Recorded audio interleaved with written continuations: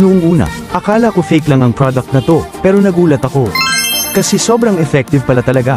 Kung hindi ko pa na-try mismo, malamang hanggang ngayon sayang pa rin ang pera ko sa kakapakulay sa salon. Pero kailangan kong aminin, ang Korean shampoo ngayon, sobrang advanced na. Ang buhok ko ay bumalik sa natural black color nang hindi kailangan ng dye at wala nang worry sa damage.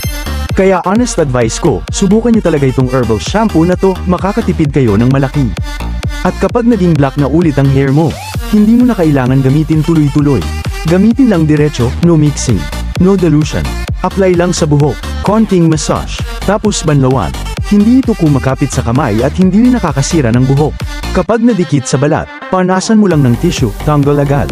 Kahit gaano pa karami ang uban o kahit puro puti pa ang buhok mo. Isang bote lang nitong shampoo, kaya niyang ayusin ang gray hair at hair fall problems mo. Sulitin ang promo ngayon. Order na direkta sa official page ko, ngayon na.